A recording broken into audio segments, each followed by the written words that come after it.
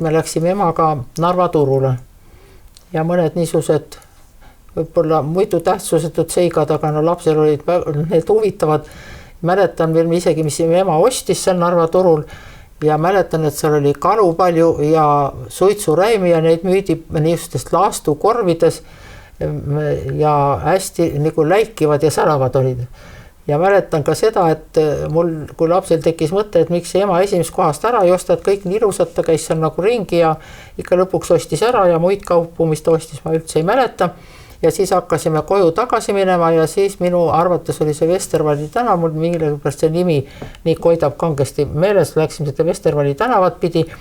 ja nägime tänava ääres, ma isegi ei tea, kas oli siis Vestervalli tänava ääres, aga niisuguse tänava ääres igatahes, mis oli ühendatud selle, kui silla pealt sai otse tulla. Ja rahvas nagu seisis ja, aga palju rahvast ei olnud, aga kuidagi kõik oli nagu ärevad, et tulevad ja siis ma ikka pärisin, et mis tulevad ja niimoodi ja ema seal teistega rääkis mulle, nagu eriti midagi ei öeldud, mis tulevad või kes tulevad. Ja jäime sinna seisma. Ja siis ma mäletan seda, ootasime ikka jupikene aega, kui hakkasid tulema minu mõistes jah, mingisugused, noh,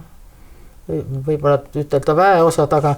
see pilt oli väga niisugune eriline. Kui ma olin näinud küll neid paraade, noh, Eesti ajal siin Eestis, et olid kõik nagu ilusad ühtlast sammu käisid, aga need tulid nagu nii kuidagi, kuidas keegi tahtis, lontisid ühesõnaga nagu. Ja olid minu lapse mõistuse järgi olid väga imelikult riides ja mis paistis silma osadel, mu meelest vist kõikidel isegi ei olnud, olid peas niisugused imelikud mütsid nagu tipuga mütsid. Ja riided, kui ma nüüd ikka õieti mäletan, minu meelest ei olnudki nii päris ühtlased, kõigil oleks nagu ühtemoodi olnud. Aga mida ma mäletan, seda lõhna, mis ma tundsin. Minu meelest oli see niivõrd halb lõhn, kui nad jõudsid siis meieni, et ma hoidsin nina kinni, ema jälle keelitas, et ära seda tee, võta käsi ära ja nii. Ja siis nad nii väga lontides tulid ja alguses tahtsin mina nagu ära minna, mulle meeldinud see lõhn, nii kole lõhn oli, aga siis nagu ema tahtis vaadata ja mõnda aega me seal olime, rahvast väga palju ei olnud ja kuidagi niisugune eriliselt nagu,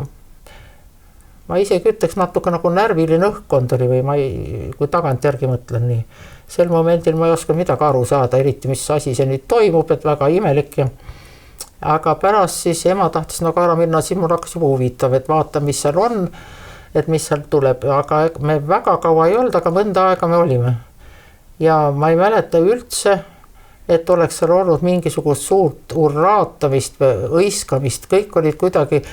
niisuguses erilises, ütleks niisugust erilises, isegi võib-olla nagu tardunud poosis või ühesõnaga väga imelik õhkkond oli. Seda ma mäletan, et diagonaalis kuskilt jooksis üle tänava üks naine, see peeti seal nii, noh, mitte täie haruliseks, et see mingisugused niisugused karjus ikka midagi, kas ta siis urraa karjus või mis igatahes mingisugused oma korjatud põllulilled või asjad olid tal käes, vehkis selle kimbuga ja keegi nagu tiris teda nagu sealt ära või ütles talle midagi. Aga mingisugust urraatamist ja niisugust suurt uhket vastuvõttu, nagu ma pärast koolis ajalootunnis kuulsin, absoluutselt ei olnud. Ja vaat siis võib-olla isegi minu, noh, ütleme lapse mõistusesse kooli ajal tuli niisugune imelik mõte, et need huvitavad, miks pärast niimoodi valetatakse, mul ei olnud nagu eriti selle valetamisega nagu olnud probleeme, ega ei olnud vaja valetada, võib-olla vahest lapsena kavaldada, et mõnda asja ei räägi, mida olid halvasti teinud, aga et kuidas siis nii räägiti, et kuidas võeti suure urraaga vastu Narvas, kuidas kõik kogunesid Narva töölised ja kõik urraatati ja minul oli see oli mul niisugune esimene niisugune